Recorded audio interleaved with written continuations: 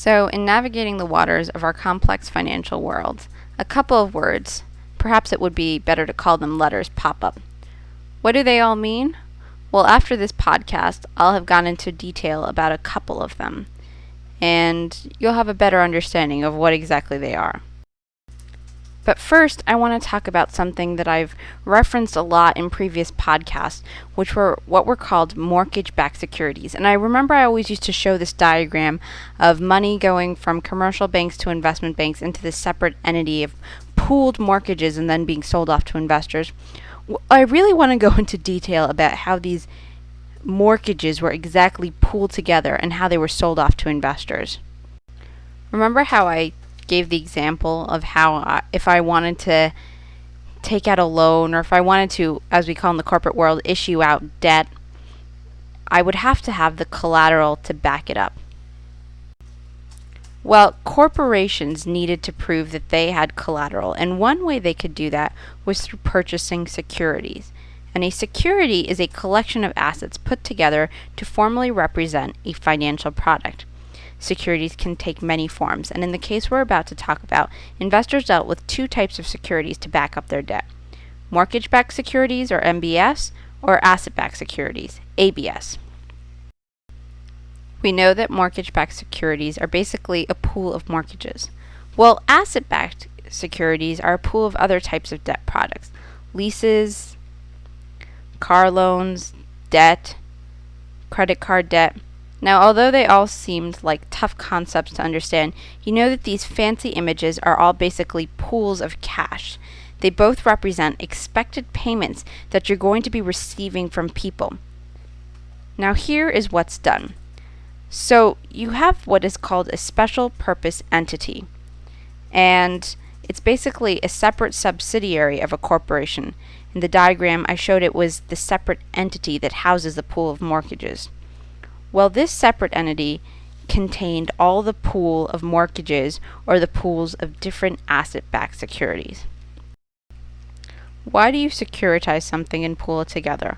Well, when you convert a simple debt into a formal financial security, you make it easier to track, control, sell, and buy. You can't really sell a mortgage or a car loan to someone. But when you're making it a formal financial product, which is essentially what these financial engineers were doing, you're making it an actual product that has a known name and sellable aspects. But why are they pooled together? One, they're actually sellable. Furthermore, pooling them together helps reduce the overall risk. Let's say there's someone named Tom Smith and he has a loan. Well, if he defaults on his loan, it would hurt if his loan was sold to someone individually. But when loans are pooled together, when Tom defaults, the other loans pooled together can absorb or reduce the loss. Now, I'm going to talk a little more in detail about mortgage-backed securities, because these are the more complicated types. There were two forms a mortgage-backed security could take. It could either be commercial or residential, and residential were those with the houses, and commercial were those for properties owned by corporations and other entities that were not related to families and individual home ownership. There are many types of mortgage-backed securities. The simplest is what is denoted as a pass-through. It's where a group of investors each buy a portion of a mortgage-backed security, and when payments come in, they directly get the monthly payments based on the percentage they pay. When investors get the proportional amount, this is called pro rata. But there is a problem associated with mortgage-backed securities, and this is called prepayment risk. You'll recall how a mortgage payment works, where you have every year you have to pay off a certain percentage of interest for every year that you're unable to pay down the full principal. Well, when interest rates go down, borrowers are inclined to refinance and prepay their mortgages. That means if they're increasing their monthly payments and paying the bank earlier, it's generally good for the borrower, but it's bad for an investor because many investors are expecting interest payments as well as the principal payments. In the end, they might not get as much money as they're expecting. Remember, interest payments can make up more than half the value of an expected mortgage payment, so prepaying can be a huge loss for investors. You can't necessarily guarantee everyone the full principal or interest that you get from a mortgage-backed security, so banks created more complicated types of mortgage-backed securities that would help allocate the risk to different investors based on their risk appetite. Examples of such products included collateralized mortgage obligations or stripped mortgage-backed securities.